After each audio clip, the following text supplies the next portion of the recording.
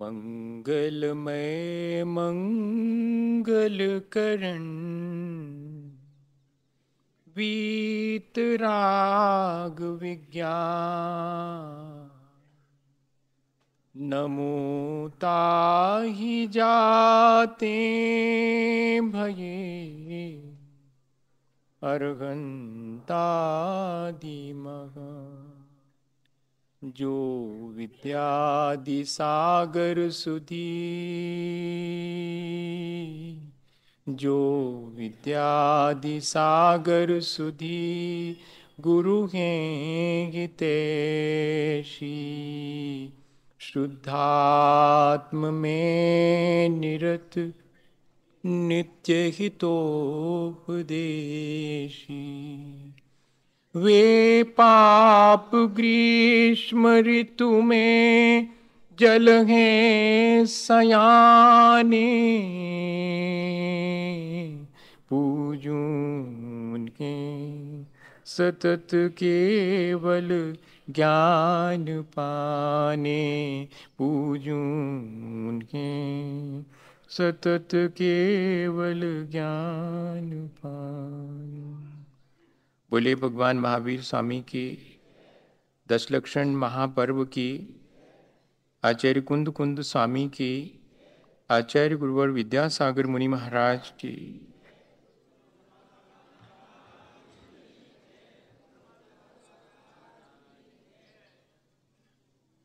हम सभी लोग अपने जीवन को अच्छा बनाने के अनुष्ठान में निरंतर शामिल होकर विचार कर रहे हैं कि जो जीवन शेष रहा है उसे हम किस तरह और बेहतर ढंग से जिएं। हमारे जीवन में कुछ ऐसी बातें शामिल हो गई हैं जिनको हम खुद भी नहीं चाहते हैं, पर हमारे अपने पुराने अज्ञान की वजह से संस्कारों में वो चीज़ें इतनी जज्ब हो गई हैं कि हम उन्हें चाह करके भी अपने से अलग नहीं कर पाते हैं। और उन जो नहीं चाहने योग्य चीज़ें हैं जिन्हें हम दूसरे में भी नहीं चाहते हैं और अपने स्वयं में भी नहीं चाहते, ऐसी नहीं चाहने योग्य चीज़ें अगर अपन देखें तो सभी जानते हैं कि कोई भी व्यक्ति गुस्सा करते हुए अच्छा नहीं लगता, कोई भी व्यक्ति अहंकार करते हुए अच्छा नहीं लगता, कोई भी व्यक्ति छल कपट करते हुए अच्छा नहीं लगता और लोभ करते हुए अच्छा नहीं लगता। इस तरह यदि हम गौर से देखें तो ये सब चीज़ें ना हमें दूसरे में अच्छी लगती हैं ना अपने भीतर अच्छी लगती हैं।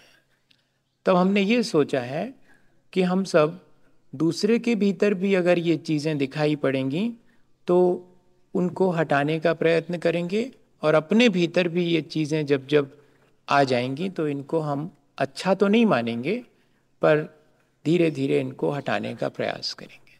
कल हमने बहुत एप्लीकेबल जो चीज़ हो सकती थी अपने क्रोध को हटाने की और अपने भीतर उस क्षमा भाव को हमेशा बनाए रखने की, वो हमने कल समझी थी। वैसे हम देखें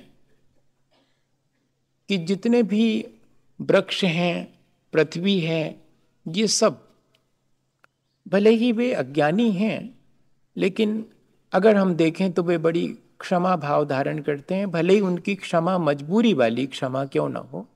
हम पृथ्वी को कितना ही रौंदते कुचलते हैं, उसके ऊपर मलमूत्र विसर्जित करते हैं, इसके बाद भी उसका कितना पेशेंस है कि वो सब सहन कर लेती है।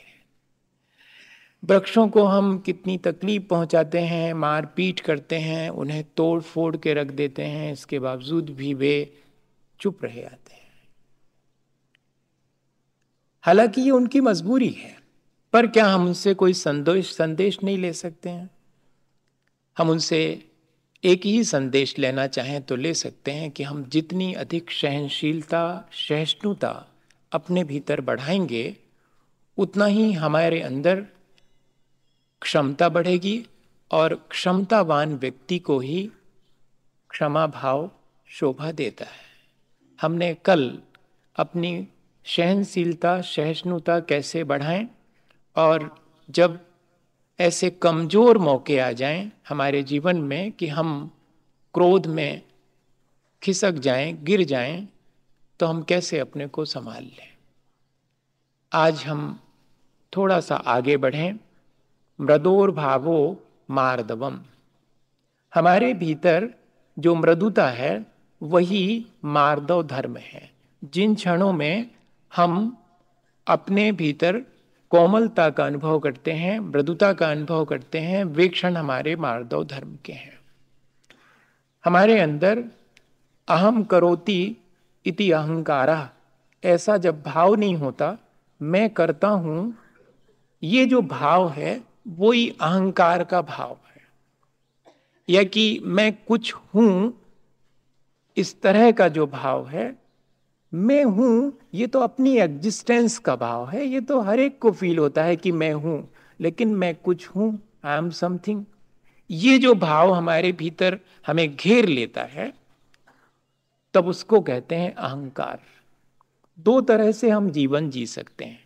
एक तो अपने आप को इस संसार का कर्ता धर्ता और सब कुछ मान करके, ऐसे लोग भी हैं जो इस तरह का जीवन जीते हैं कि ऐसा फील करते हैं। हम भी कई कई बार ऐसा फील करते हैं कि जैसे हम ही अपने परिवार को चलाते हैं, हम ही अपने समाज को चला रहे हैं, हम ही अपने देश को चला रहे हैं। यहाँ तक कि ऐसा लगने लगता है जैसे कि सारी पृथ्वी, सारा तीनों लोक का आधिपत्य, स्वामित्व जैसे हमको मिल गया है।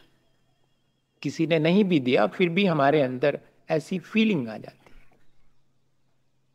है। ये जो फीलिंग है वही हमारा अपना अहंकार है, और जिसके चलते हमारी मृदुता और कोमलता चली जाती है, हम कठोर हो जाते हैं। जैसे थोड़ी देर पहले मैं थोड़ा सा कठोर हो गया था, अभी थोड़ी देर पहले। नहीं होना चाहिए, लेकिन ऐसा मन में भाव आ गया, अब उसको कमजोरी माना जाएगा। मेरे भीतर हो या किसी और के भीतर हो, कमजोरी थी। उस बात को दूसरे ढंग से भी कहा जा सकता था। मैं बाद में सोचता रहा कि उसको ऐसे ना कह के दूसरे ढंग से कहना था कि आज हम अभी तक जैसी पूजा करते आ रहे थे वैसी ना करके थोड़ी और हटके करते हैं, देखें अगर उसमें मजा आएगा तो वैसी करेंगे, नहीं आएगा तो जैसी कर रहे थे वैसी करेंगे। ऐसा भी कह सकते थे। ये कमी मानी जाएगी, है ना।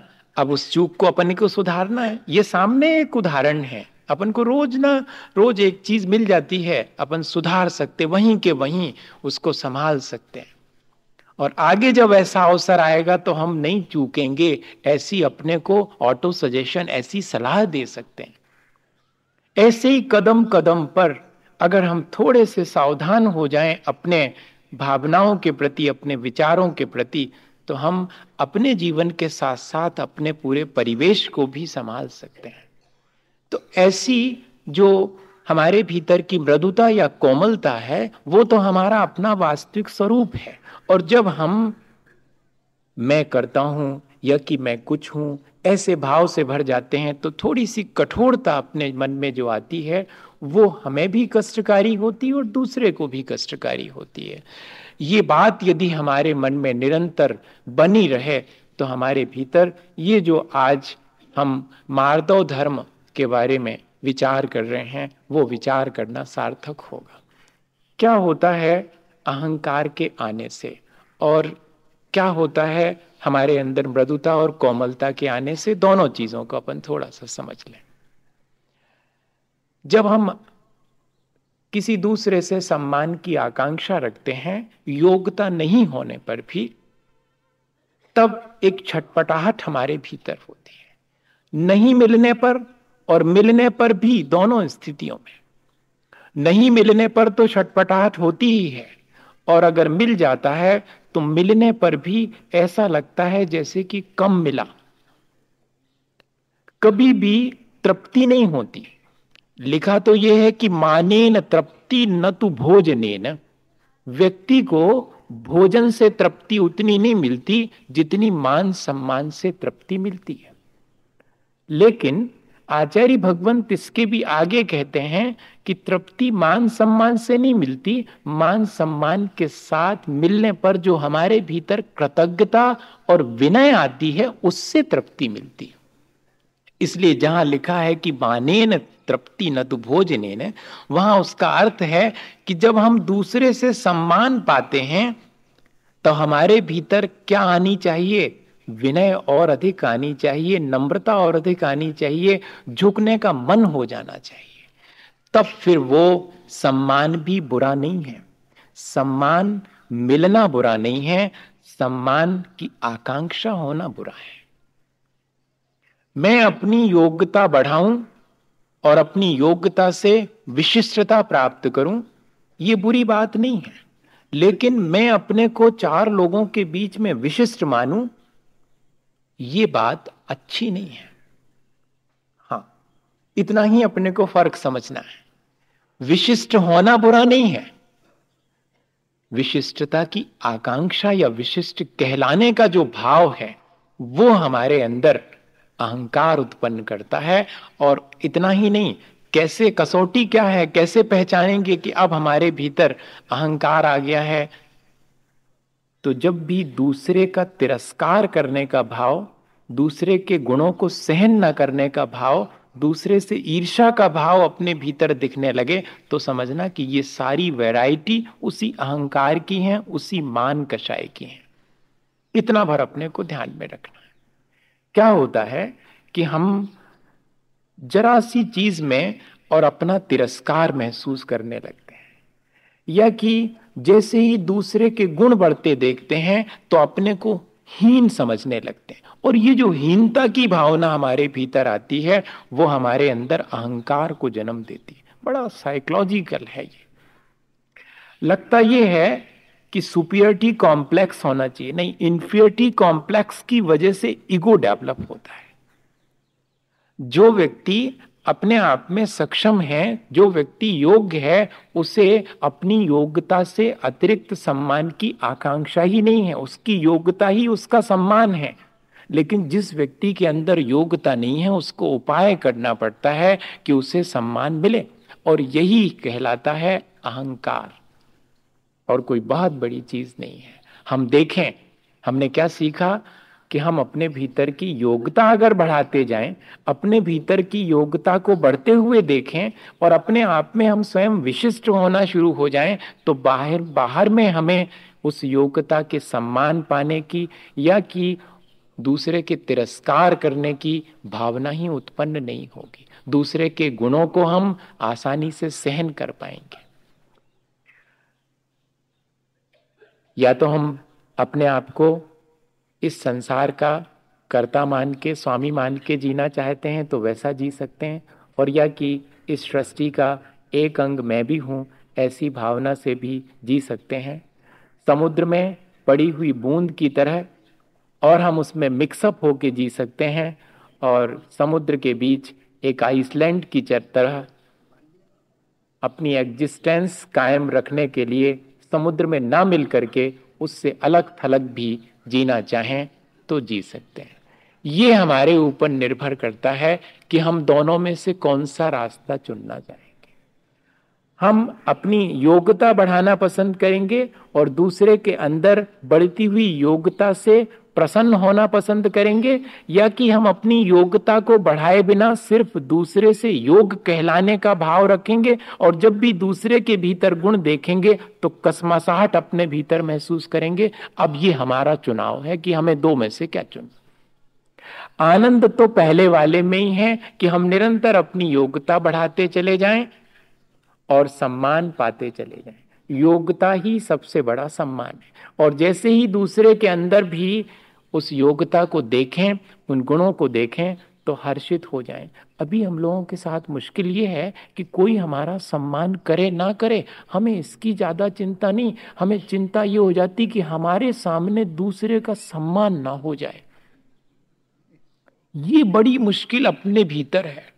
देखना, हमने कई बार देखा इस चीज को, अपन सब भी देखते हैं, अपन विचार कर रहे हैं कि बैठे हैं सब, और किसी एक व्यक्ति को अगर प्रायोरिटी मिल जाए, उसको सम्मान मिल जाए तो कैसा लगता? क्या हम उस समय उसके सम्मान में प्रसन्नता महसूस कर पाते हैं? उसके सम्मान में हम गदगद हो जाते हैं? नहीं हो पाते हैं। हमें उस समय लगने लगता है कि इस सब की क्या जरूरत थी, ऐसा लगने लगता। और अगर उस जगह अपने को खड़ा करें तो जरूरत थी, इतना ही है। अगर उसकी जगह पर हम हों तो तुम सम्मान मिलना चाहिए, जरूरत है, लेकिन कोई और दूसरे का हो रहा सम्मान, लेकिन हमें लगता है हो रहा है जैसे हमारा अपमान। बताओ, दूसरे के सम्मान में ये जो अपमान महसूस करने का भाव है, उसी का नाम तो अहंकार है।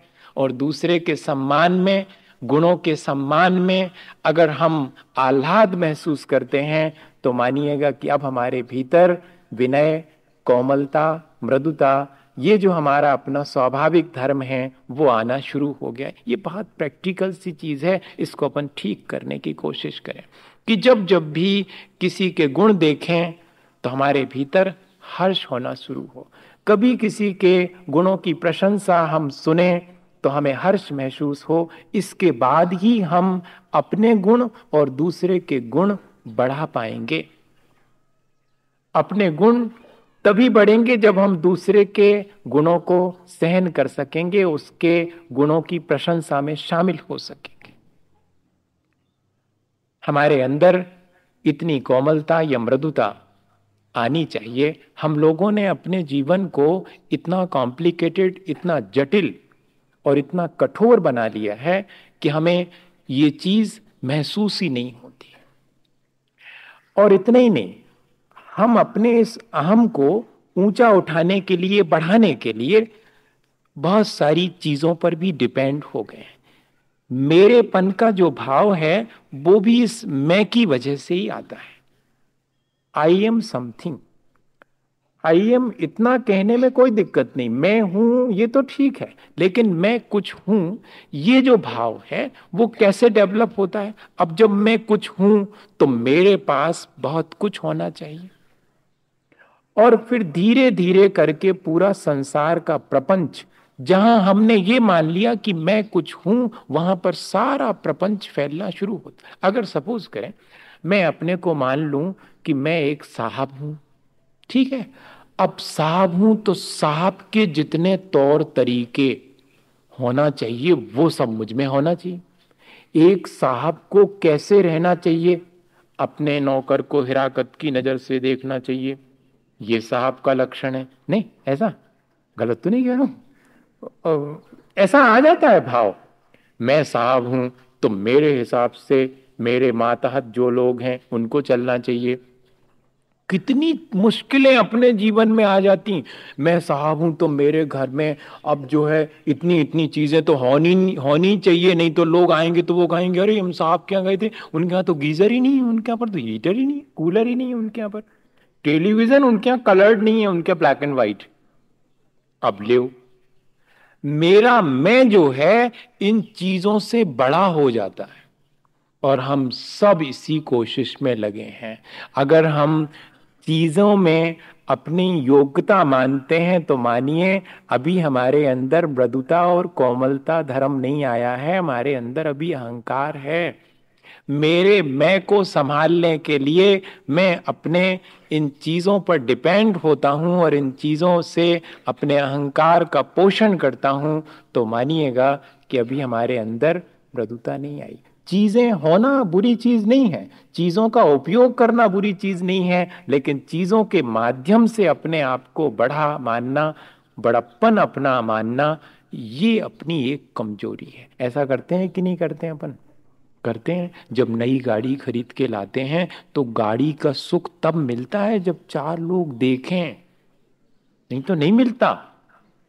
गाड़ी चलाने का आनंद तो आना चाहिए, वो नहीं आता। नहीं, गाड़ी कोई देख लेवे तब आनंद आता है, और कोई पूछ लेवे तब तो क्या कहना कि ये मॉडल कब लिया आपने, लेटेस्ट लग रहा है एकदम, तब ऐसा लगता है कि बस जैसे सार्थक हो गया लेना।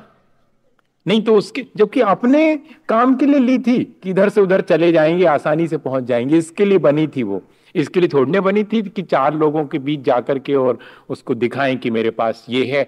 मजा ये है, मान का मजा ये है कि उससे जो चीज प्राप्त होती उसमें सुख नहीं मिलता, उसे सुख तो उसके प्रदर्शन में मिलता है कि देखो मेरे पास है, वो तुम्हारे पास है ही तक नहीं। अब सारा सारा मजा उसमें है।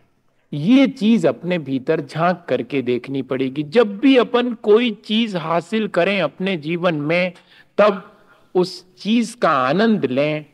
इसमें आनंद ना माने कि वो चीज दूसरे लोग देखें। मेरे गुण जब तक दूसरे के द्वारा सम्मानित ना होंगे तब तक मानो कि मेरे गुण है ही नहीं। मेरे गुण दूसरे के सम्मान पाने के मोहताज हो गए, तब तो फिर मेरे अंदर गुणवत्ता बढ़ ही नहीं पाएगी, और ना ही मैं दूसरे के भीतर के गुण देख करके उनसे कोई प्रेरणा ले पाऊंगा, उनसे कोई अपने जीवन में अच्छा मार्ग उनके द्वारा ले पाऊंगा। ये दोनों चीजें हमारे भीतर बहुत तेजी से इन दिनों बढ़ रही। वैसे भी आचार्य भगवंतों ने लिखा है कि लोभ कषाय के साथ देव पैदा होते हैं, और मायाचारी के साथ तिरंज पैदा होते हैं, क्रोध कषाय की तीव्रता के साथ नारकी पैदा होते हैं, और मान कषाय के साथ मनुष्य पैदा होता है। आते ही साथ, और अगर छोटे से बेटे की तरफ ध्यान ना दें तो चीख चिल्ला के सारे घर को अपने आसपास खड़ा कर लेता कि सब यहाँ खड़े हो जाओ एक लाइन से। क्या समझते मुझे, मैं दिख रहा हूं छोटा सा, लेकिन सबको सिर पे उठा सकता हूं, सारे घर को चीख चिल्ला के। ये मान कषाय का एक रूप है। लगता है वो किसी अपनी वजह से चीख रहा है, ना, वो मान कषाय की वजह से। जब हम उसको इग्नोर करते हैं, इतने छोटे से बच्चे को आप इग्नोर कर दीजिएगा, उसकी उपेक्षा कर दीजिएगा, उसका ईगो हर्ट करता है। ये नहीं समझना कि वो बहुत छोटा, अभी समझता नहीं है, सब समझता, बहुत पुराना आसामी है, संसार देखा है उसने, घूम घाम के आ रहा है, वो बहुत है, वो छोटा सा दिख रहा है। हम सब इसी तरह जन्म लेते हैं, और हमारे अपने मान कषाय के पोषण के लिए हम निरंतर प्रयत्न करते हैं। कोई बात नहीं, ये बुरी चीज नहीं, कौन नहीं चाहता सम्मान, लेकिन भैया काम इतना ही सा करना है कि सम्मान जिस चीज में मिलता है वो चीज मेरे पास हो तब ना। सम्मान तो गुणवत्ता का और श्रेष्ठता का होता है। मैं अपने को गुणवान और श्रेष्ठ बना लूं तो मेरा सम्मान हो गया, अपने आप ही हो गया। कोई करे या ना करे, मेरा सम्मान किसी और का मोहताज ना हो, बस इतनी बात ध्यान में रही आए तो एक लाइफ स्टाइल हमारी ये हो सकती है कि हम अपनी योग्यता और श्रेष्ठता बढ़ाएं। हम असाधारण कहलाने की चेष्टा ना करें, बल्कि साधारण रह करके उस असाधारणता को हासिल कर लें। जो जितना साधारण है वो मानिए उतना ही असाधारण है, और जो जितना असाधारण बनने की कोशिश करता है मानिए वो उतना ही साधारण है। अपन रोजमर्रा के जीवन में जितना कोई मान चाहता है मानिए उतना ही उसका अपमान निरंतर होता है। जितनी हम संसार से अपेक्षा रखते हैं मानिएगा उतनी ही उपेक्षा का सामना करना पड़ता है। ये जीवन के अनुभव है। रोज अपन अपने बच्चों से सम्मान की आकांक्षा रखते हैं, निरंतर अपमान मिलता। अपने बच्चों से अपेक्षा रखते हैं, वे हमारी उपेक्षा करते हैं। ऐसी स्थिति में हमें क्या करना चाहिए? आज मृदुता का दिन है, आज कोमलता का दिन है। आज हम इस बात पर विचार करें कि ये चीजें जो हमारे भीतर हैं, जो हमारे अहम भाव का पोषण करती हैं और हमारी रिसेप्टिविटी को कम करती हैं। अहंकार हमारी ग्राहकता को नष्ट करता है, हमारी योग्यता नहीं होने पर भी योग्यता का भ्रम पैदा करता है। ये अहंकार का काम है। योग्य नहीं भी हैं, श्रेष्ठ नहीं भी हैं, पर योग्यता और श्रेष्ठता का भ्रम पैदा हो जाता है जब 4 लोगों से हमें सम्मान मिलने लगता है। योग्य नहीं होने पर सम्मान मिलना बहुत अच्छी चीज है, लेकिन बहुत खतरनाक चीज है। बिना योग्यता के अगर किसी को अगर नीचे गिराना हो, पतित करना हो, तो सबसे बढ़िया तरीका है उसकी खूब जय जयकार करो, माला पहनाओ और प्रशंसा ही प्रशंसा करो, फूल फाल करके, और भ्रष्ट हो जाएगा वो। हमें ऐसे ही होगा, वो तो ज्यादा हवा भर देंगे उसमें, गुब्बारे में तो फट जाता वो एकदम। ये बहुत बहुत मुश्किल सी चीज है इसको समझने के लिए। अहंकार का पोषण हम स्वयं अपना भी करते हैं और दूसरे का भी करते हैं, और योग्यता और श्रेष्ठता हमारे से नील होती चली जाती है। और दूसरी चीज, हमारी रिसेप्टिविटी कम होती चली जाती, ग्राहकता, हम धीरे धीरे एग्रेसिव होते चले जाते हैं। जितना हम मान सम्मान पाने की आकांक्षा रखते हैं उतने हम आक्रामक होते जाते हैं, और जितने हम विनम्र होते हैं उतने हम ग्राहक या कि रिसेप्टिव होते चले जाते हैं। हमारे अंदर, मानिएगा एक उदाहरण से समझ लीजिएगा तो ज़्यादा आसानी रहेगी। आपने मुझसे दो बातें कही और दोनों बातें अच्छी थीं, लेकिन मैंने सोचा कि वाह, इनकी दोनों बातें अच्छी हो जाएंगी तो मेरी तो इंसल्ट हो जाएगी, तो मैंने आपकी दोनों बातें रिजेक्ट कर दी। अच्छी भी थी फिर भी। अब क्या हुआ इससे? मेरे पास भी दो अच्छी बातें आ सकती थी, नहीं आई। और अगर मैं थोड़ा विनम्र होकर के उन दोनों बातों को स्वीकार कर लेता और कहता कि मेरे पास भी दो बातें अच्छी हैं, आप ले लीजिएगा, तो एक डायलॉग क्रिएट होता और दो बातें दूसरे से मिलती, और दो अपने पास पहले थी सो चार हो जाती, और दूसरे के पास भी दो थी उसके पास भी चार हो जाती। इस तरह एक दूसरे के गुणों को हम बढ़ाने में निमित्त बन सकते थे अगर थोड़े से विनयवान होते, और हम अगर थोड़े से कठोर हो जाते हैं तो हमारी अपनी रिसेप्टिविटी भी खत्म होती और दूसरे से जो प्राप्त होना था उससे भी हम वंचित हो जाते। हम इस संसार में कैसे जीते हैं? एक छोटा सा उदाहरण है।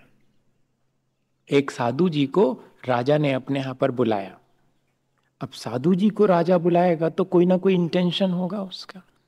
वो चाहता था कि ये साधु जी बिल्कुल फक्कड़ हैं, इनके पास कुछ भी नहीं है, जरा एक आध बार हमारे महल में आके तो देखें कि किस तरह मैं जीता हूं, इनने कभी देखा तक नहीं होगा।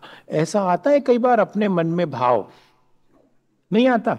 अपने घर में दूसरे को बुलाने के पीछे कौन सा भाव रहता? कभी कभी, हमेशा नहीं, कभी कभी, कभी कभी रहता, रह सकता है। अपनी बहुत सारी चीजें जब अपन दूसरे को दिखाते हैं तब कैसा भाव रहता है? कभी कभी ऐसा भाव नहीं आ जाता कि दूसरे से इन चीजों को दिखाकर मैं प्रशंसा हासिल करूं? ऐसा भाव आ जाता। और इतने ही नहीं, कई बार जब अपने को वो चीज प्रशंसा नहीं मिलती है तब अपन व्यथित होकर के और कैसे उपाय करते हैं, बहुत प्रकार के उपाय करते हैं। वो दूसरा उदाहरण और ध्यान में आ गया, ये वाला गायब हो गया। अब वो पहले वाला सुनाऊं कि दूसरा वाला सुनाऊं? दूसरा वाला पहले सुनाता हूं, पहले वाला याद रह जाएगा। वो जो साधु जी वाला था उसको बीच में रोक देते हैं, देखना मजा। अब दूसरा वाला आ गया उसके बीच में। तो क्या हुआ, एक अम्मा जी थी और उन्होंने एक बढ़िया सा पान खाने का, वो होता ना मचला, पान रखते हैं जिसमें, हाँ पानदान, वो उसका बनता, वो लकड़ी और बांस का बढ़िया से सजा करके, वो चांदी वांदी वाला नहीं, वो उस पे बड़ी नक्काशी और लखनवी जो लजाकत है वो सब उसमें। अब उन्हें खरीद लिया, उनको पान खाने का बहुत शौक था। बूढ़ी अम्मा जी थी, गई वो लोगों के घर और पान उसमें से निकाल के उनने खाया, लेकिन किसी ने ध्यान ही नहीं दिया। अब ध्यान ही नहीं दिया तो बहुत मुश्किल, अपने पास है और कोई ने देखा ही तक नहीं, उसकी प्रशंसा तक नहीं करी। अब क्या हुआ, 2-3 दिन तो उनने बर्दाश्त किया कि कोई नहीं देख रहा और कोई पूछ तक नहीं रहा। अब एक दिन जो है हल्ला मचा, बूढ़ी अम्मा ने बाहर लाके जाके कहा कि आग लग गई, आग लग गई, बचाओ बचाओ। तो सब लोग उनके घर में आए, देखा कि सचमुच कुछ थोड़े से कप जी को पास में ही एक समुद्र था उस महल के। कहानी में ऐसा सब रहता है एकदम, आप क्या सोच रहे थे? उसमें रहना ही चाहिए, नहीं तो कहानी कैसे बनेगी। तो वो महल था और उसके महल के बाजू में समुद्र, और वहां ले गए बाबा जी को और कहा कि बाबा जी देखते हैं ना वो जो जहाजें हैं, वो जहाजें सब मेरी हैं, और उन जहाजों में जानते हैं क्या है? हीरे जवाहरात और बहुत बेशकीमती चीजों का मैं व्यापार करता हूं। ऐसे हाथ लगा करके बाबा जी ने दूर दूर तक देखा। राजा बहुत खुश कि वाह, देख रहे हैं आप कितनी अनेकों जहाजें जा रही हैं, वो सब अपनी हैं बाबा जी। बाबा जी ने बहुत गौर से देखा, क्या देख रहे हैं आप? मुझे तो दो ही दिखाई पड़ रही हैं। अरे आपकी आंख का इलाज कराओ, कहो तो चश्मा बनवा दूं, कितनी सारी जहाजें हैं। उन्होंने कहा नहीं, दो ही प्रकार की जहाजें दिख रही हैं। क्या मतलब? हैं तो बहुत और आप कह रहे हैं दो। दो ही जहाजें हैं, नेम और फेम। मेरा नाम हो, मेरी प्रसिद्धि हो, बस दो ही प्रकार की जहाजें हैं। ये सब उसी के लिए है, चाहे सैकड़ों जहाजें हो, चाहे तुम्हारा बहुत बड़ा महल हो, सिर्फ दो ही चीजों के लिए, मुझे ज्यादा से ज्यादा लोग जाने और मुझे ज्यादा से ज्यादा लोग माने। बस दो ही जहाजें 24 घंटे घूमती रहती, अपने जीवन में भी यही दो ही जहाजें, यहां से वहां। अब इस चीज को अपने भीतर हम झांक करके देखें कि कहीं ऐसा भाव हमारे सबके भीतर भी तो नहीं है। अगर है तो उसे हम निकालने का प्रयत्न करें। हम लोग अहंकार की जगह पर थोड़ा सा गौरव करना सीख लें तो और आसानी रहेगी। जैसे कि हमारा कुल बहुत अच्छा है, हम ऐसे कुल में पैदा हुए जहाँ रत्नत्रय की परंपरा है, धर्म के साधन हैं, तो इस बात का हम अहंकार करना चाहें तो कर सकते और इसका गौरव करना चाहें तो गौरव कर सकते हैं। इतना ही आराम से कर सकते हैं, इसमें तो कोई दिक्कत नहीं। हमारी जाति बहुत ऊंची है, हम दूसरे का तिरस्कार ना करें कि तुम्हारी जाति नीची है, हमारी ऊंची है, इस बात का गौरव करें और भावना भाएं कि हमको ऐसा ही कुल, ऐसी ही जाति जिसमें कि धर्म ध्यान होता रहे, हमेशा मिलती रहे। इसमें क्या दिक्कत है?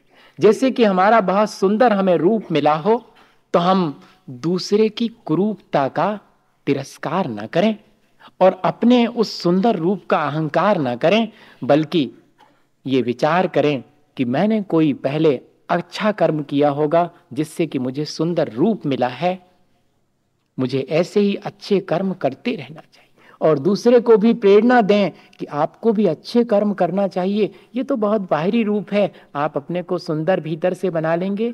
ये यत्त निश्चय गदो समो सवत्त सुंदरो लोए, बंद कहा ये यत्ते विषम वादनी होदी।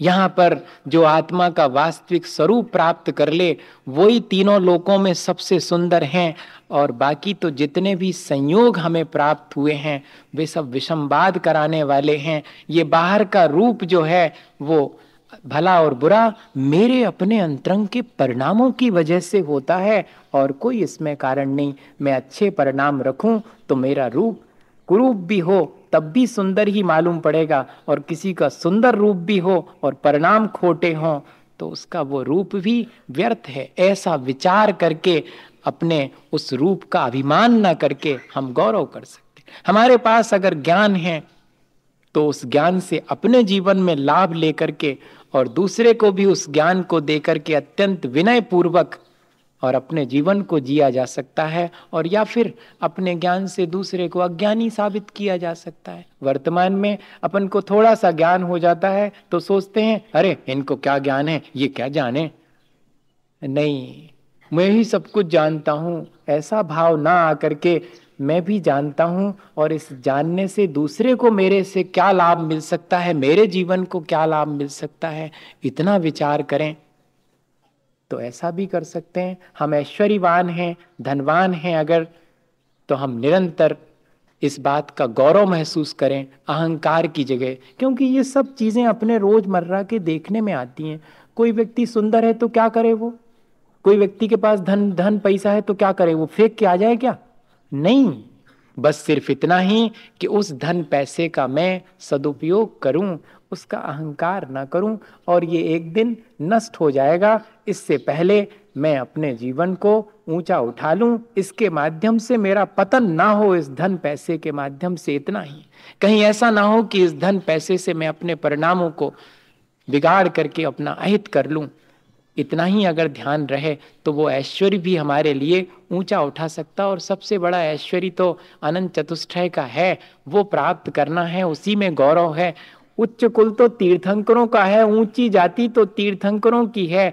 अगर ऐसा हम गौरव करना चाहें कि मैं तो उस कुल का और उस जाति का हूं जिसमें कि बड़े बड़े तीर्थंकर हुए हैं, तो ऐसा गौरव करने में कोई हर्जा नहीं। मैं तो उस केवल ज्ञान को की सामर्थ्य को अपने भीतर लिए बैठा हूं। ये तो बहुत छोटा सा शैव सम ज्ञान है, मेरा तो केवल ज्ञान स्वभाव है। अगर उस ज्ञान को ऐसे कर लेवें तो हमारे जीवन में ये सारी चीजें आसानी से हम परिवर्तित कर सकते हैं। आखिरी में इतनी ही बात समझनी है कि अपने जीवन में इस अहंकार को धीरे धीरे घटाना है और विनय को धीरे धीरे लाना है। विनय आती कैसे है भैया? बहुत आसान तरीका है, धर्म और धर्मात्मा का सम्मान और प्रशंसा करना शुरू कर देना। दिन भर में जितने अवसर मिले उसमें दूसरे के गुणों की प्रशंसा शुरू कर दें। मन ही मन करना, उससे उसके सामने नहीं करना, नहीं तो वो गड़बड़ा जाएगा, उसका गड़बड़ हो जाएगी। हाँ, मन ही मन। क्यों, इसमें क्या दिक्कत है? देखो कितने बढ़िया गुण हैं, अपने मन में ही विचार कर रहे हैं, दुनिया भर की और मिथ्या बातें तो नहीं आएंगी कम से कम। इतना ही, जहां जहां गुण दिखाई पड़ते हैं उन सब की अपने भीतर प्रशंसा शुरू कर दें। दूसरे नंबर, भगवान के गुणगान करें, भगवान से प्रार्थना करें कि हमारे भीतर भी ऐसे ही गुण आना शुरू हो जाएं। विनयवान होने के लिए या अहंकार से बचने के लिए सबसे अच्छी है भगवान की प्रार्थना। और तीसरी चीज, जिंदगी भर में जितने उपकार दूसरों ने किए हैं, दिन भर में उनको एक बार जरूर रिकॉल करना। किस किस ने मेरे, अगर जिंदगी भर के नहीं तो कम से कम दिन भर के ही सही, चलो आज किसने मेरे ऊपर क्या उपकार करा। आज देखो ये बाजोटा मेरे लिए व्यवस्थित लगा दिया, ये पाटा लगा दिया, तभी तो मैं यहाँ आकर के धर्म ध्यान कर सका। ये ठीक चल रहा है, ये जिन्होंने पंडाल लगाया, अरे वाह, इस सब मेरे लिए धर्म ध्यान में सहयोगी बना, इतना उपकार। ऐसा विचार करने पर कृतज्ञता आ जाएगी। ये अपने अहंकार को हटाने, अपने जीवन जीने में कितने लोगों का हाथ है। अपन तो ये सोचते हैं कि हम कितने लोगों के जीवन जीने में हमारा हाथ है, बस इसको थोड़ा परिवर्तित करना है, मेरे अपने जीवन जीने में कितने लोगों का हाथ है। ऐसा विचार आ जावे तो भीतर मन कृतज्ञता से भर जाएगा। और आखिरी बात, दूसरे की गलतियां ना देख करके अपनी गलती देखने का स्वभाव धीरे धीरे बनाएं तो अहंकार कम हो जाए। To err is the human, to confess is the divine. मनुष्य गलतियां करेगा, ये स्वाभाविक है, लेकिन उन गलतियों को वो स्वीकार कर लेवे तो वो देवता के बराबर हो जाएगा। ये चौथी बात अगर अपने मन में ध्यान में बनी रहे, गलती हो भी जावे अपन से तो विनय पूर्वक झुक करके तुरंत के तुरंत, देर नहीं करना। सुबह की शाम हो गई तो भी समझो कि देर हो गई, बस तुरंत ध्यान में आ जावे और वहीं के वहीं उस चीज को अपन स्वीकार कर लें पूरी विनय से। अपने को असाधारण और विशिष्ट मान के नहीं भैया, अपने को बहुत साधारण और सामान्य मान करके, तभी ये संभव है हमारे भीतर विनय आ सकती है। वाणी की विनय, मधुर वचन, मन की विनय, श्रेष्ठ विचार, शरीर की विनय, अच्छे कार्य। बस सब समझते हैं अच्छा कार्य कौन सा है, मीठा बोलना क्या है और श्रेष्ठ विचार क्या हैं। ये अगर हमारे अंदर बढ़ते चले जाएं तब तो हम आसानी से उस मार्दव धर्म को या कि मृदुता और कोमलता को प्राप्त कर सकते हैं।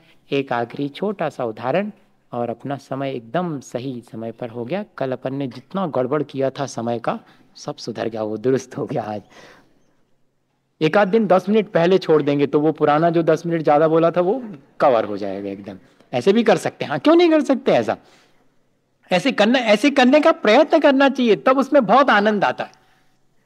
क्या हुआ, एक राजा साहब जा रहे थे, उनकी सवारी जा रही थी और पेड़ के बहुत पेड़ लगे हुए थे, आम के पेड़ थे बढ़िया बढ़िया, उनके नीचे से उनकी सवारी निकल रही थी। उतने में क्या हुआ कि एक पत्थर आकर के उनके सिर से टकराया। अब चोट तो लग गई, राजा साहब कुछ कहें इसके पहले ही उनके जो सैनिक वैनिक थे दौड़ पड़े, कहाँ से आया पत्थर, किसने फेंका पत्थर। और ज़्यादा दूर नहीं जाना पड़ा उनको, ज़्यादा मेहनत नहीं करनी पड़ी। एक छोटा सा बच्चा था, वो चुपचाप गुमसुम खड़ा था उसको भी, उसने भी देखा कि गलती तो हो गई, राजा साहब के सिर पर पड़ा है, और उसकी माँ भी बाजू में खड़ी थी। वो तो रोने रोने को हो गई कि अब गया गया मेरा बेटा, अब क्या करें। हाथ जोड़े खड़े हुए हैं। गलती तो हो गई लेकिन विनय को नहीं छोड़ा। विनयवान का ज्ञान और आचरण श्रेष्ठ है, विनयहीन का ज्ञान और आचरण मिथ्या है। जो अपने गुरु के प्रति विनम्र नहीं है, उसका सारा कुछ आचरण और उसका सारा चारित्र ऊसर भूमि में बोए हुए बीज के समान है, ऐसा लिखा हुआ है।